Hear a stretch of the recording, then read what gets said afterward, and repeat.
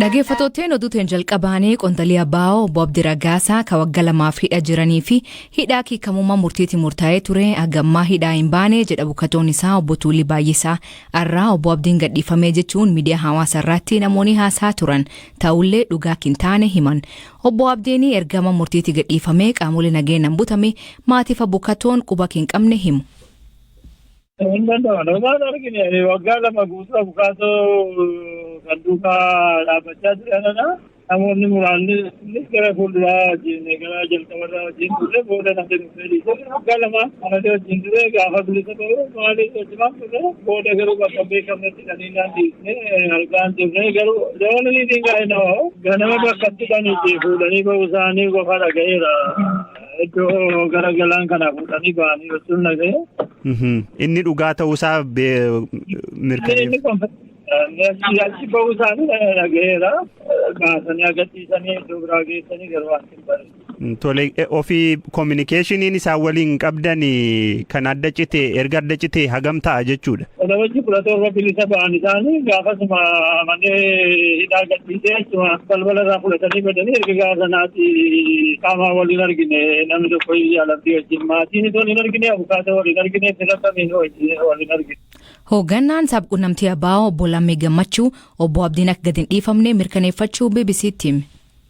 Waan nu quba qabnu amma dhuguma miidiyaa hawaasaa irraa dhaga'aadha turre. Haa ta'uuti garuu jaalabdiin amma isinii qabne jaalabdiin kana dura mooraa leenjii waraanaa kan galaan jirutti hidhamanii akka turan namni quba ni qaba ji'ootaaf. Amma garuu jaalabdiin hin hiikaman osoo hin taane akka hamma qulqulleeffannetti Komishinii Poolisii Oromiyaa fidamanii achi oolanii san booda gara waajjira poolisii galaanitti deebisuu isaanii qulqulleeffannee jechuudha. Malee jaalabdiin hin hiikamne.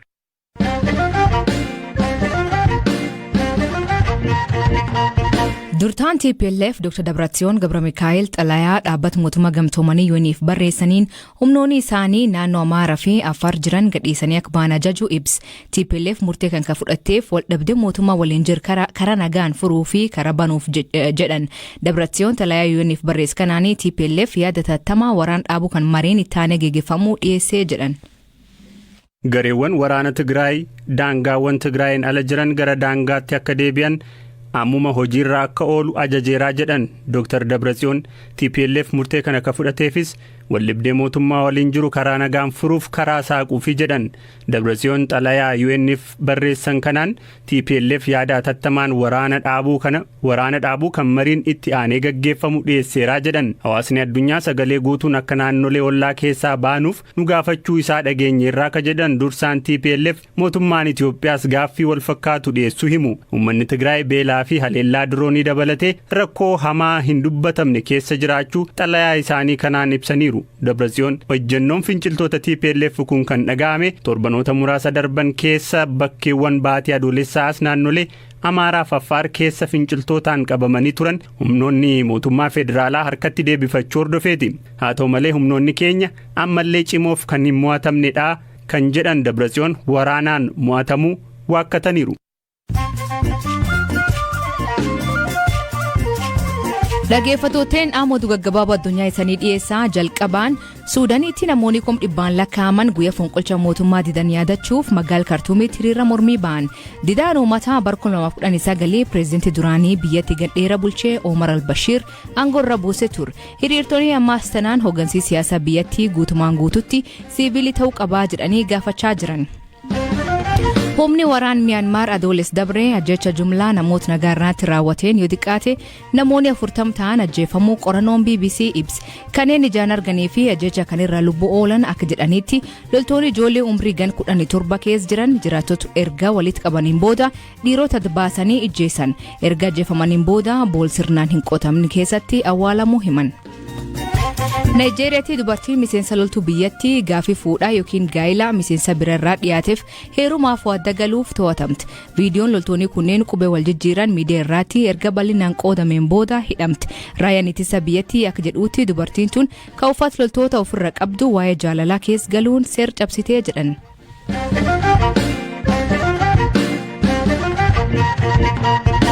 Mootummaan Itoophiyaa marii biyyaalessaa hunda hammat geeggeessuu fi Komishinii hojii kanaa olaantummaan hojjetu hundeessuuf murtee paarlamaa isaa dhumaa eeguutti jira.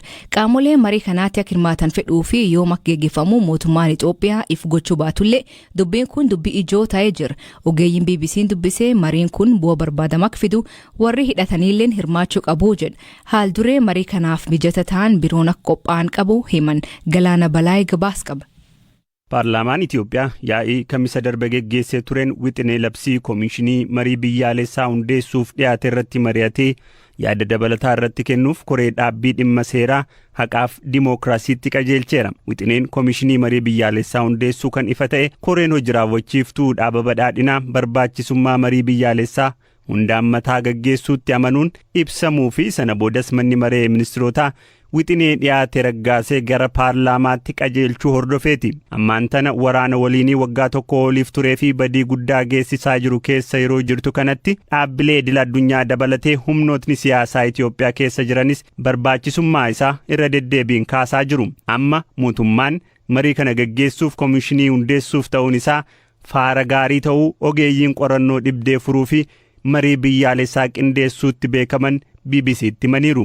Londanitti siyaasa walitti bu'insaa qorachaa akka jiruu fi wal dhibdee furuu fi nagaa ijaaruu irratti hojjechaa akka ture dargaggoo Barakat Dirribaa mariin kun barfateera jechuun waraanni waliinii hammaataan amma jiru mariin furamuu ka danda'u akka ture hima. Mariin biyyaalessaa hunda hammataa fi hirmaachisaa ta'e gaggeeffamuu dhabuun uummata gidduutti wal qoodinsa uumeera. Walitti bu'insi hedduun keessa jirus kana gochuu dhabuurraa madda. Barbaachisummaa isaarraa gaaffiin hin jiru. Inumaayyuu ni barfate.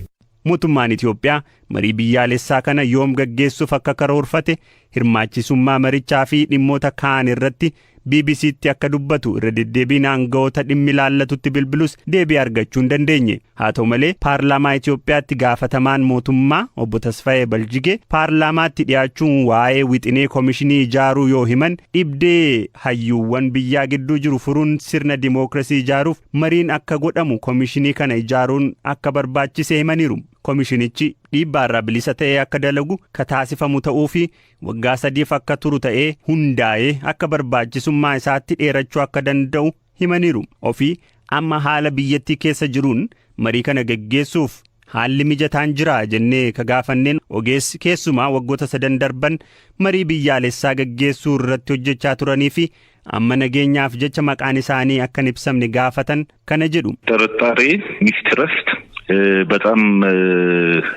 ዶሚኔት አድርጓል። amma siyaasa Itoophiyaa shakkiin dhuunfateera. Kanaaf jalqaba amantaa uummataa uumuun barbaachisa. Sana gochuuf warra hidhaman hiikuun dhaabbilee paarlaamaan shororkeessota jedhaman labsiisan irraa haquun gara mariitti dhufuun mariin biyyaalessaa eegaluun dura waraana dhaabuun ni barbaachisa. Haala waraannii fi shakkiin jiru keessatti marii biyyaalessaa gochuun hin danda'amu. Amma gama paartii biyya bulchuun wanti abdii ta'u xiqqoon kan mul'atu jira. Marii isaanii bakka adda addaa osoo hin dhagahin hin haftu sanirraa mootummaan murannoo qabaachaa akka jiru wanti akeeku jira. Dargaggoo Barakat gama isaan marii biyyaalessaa hundammataa gaggeessuuf ammaan tana haal dureewwan barbaachisan jedhan keessaa dhukaasa dhaabuu fi namoota siyaasaa hiikuun keessatti argama. Mariin biyyaalessaa qaamolee siyaasaa hunda walitti fiduutu irra jiraata. Isa dura garuu akka amantaa kootti marii biyyaalessaa hunda hammataa hirmaachisaa fi bu'aa qabeessa gochuudhaaf amma haalli jiru mijataa miti. Haala mijataa uumuudhaaf immoo waraanni deemaa jiruun wal qabatee dhukaasni dhaabbachuutu irra jira. Namoota siyaasaas hidhaarra jiran hiikuun ni barbaachisa. Amma dura mootummaan qaamota marii biyyaalessaa keessatti akka hirmaatan fedhu keessa paarlaamaa biyya gareeleen shororkeessitootaa jedhaman TPLF fi waraanni bilisummaa Oromoo akkasumas qaamoleen hidhannoon socho'an akka hirmaatan kan affeerre ta'uu ibseera. Mariin hooggansa komishinii marii biyyaalessaa ni hundeeffama jedhamee eegamuun godhamu qaamolee kana ni hirmaachisa moo hin hirmaachisu ka jedhu irratti hagaammaatti gama mootummaan wanti ifatti himameen jiru. Haa ta'u malee ogeeyyiin BBC'n dubbise kunniin mariin kun galma barbaadame fiduuf hidhannoon ka qabsaan dabalatee humnoota siyaasaa hunda hirmaachisuutu irra jiraataa jedhu. Maddi oduu Tarkii Aanaa Duuluu deetaa ministeera haajaa alaa Itoophiyaa Ambaasaadder Reedwaan Huseen kadhiyoo yaa'ii Tarkiif Afrikaa irratti hirmaachuuf Istaanbul turan waliin dhimma marii biyyaalessaa irratti gaaffiif deebii taasisee ture. Ambaasaadder Reedwaan mariin kun heera biyyaa wayyeessuurraa hanga riifarandamii hiree heegaree murteessuutti imaluuf hiree akka uumu himaniiru. Haa ta'u malee TPLF qaama marii kanaa ni ta'a yaada jedhu yoo deebisan kana irratti deebii kennuun ni ulfaataa jedhan. Gareen kun qaama uummata Tigraay bakka bu'u isa tokkicha miti jedhanii yoo gareen kun waraana isaa hiikee hooggantoota yakkaan barbaadaman dabarsee kenne hireen keessatti hirmaachuu jiraachuu akka malu ibsan. Ogeessi dhimma marii biyyaalessaa irratti hojjechaa turanii fi eenyummaan isaanii akka dhoksinuuf gaafatan kun qaamoleen gareen affeeramanii kaan keessaa hambifamuun bu'aa eegamu hin fiduu jedhu. Qaamni hunduu yoo dhufan gaariidha. Haa ta'u malee warra hidhannoon qabsaan osoo hin hirmaachisin warra as Finfinnee jiran qofa yookaan kan boordii filannoon galmaanii fi qaamolee kaan waammatee kan guutu yoo ta'e achumaan lafa dheetu ta'a. Sababni isaas rakkoo amma biyya keessa jirtuuf tokko kan hiree qabu warra hidhannoon qabsaa'udha.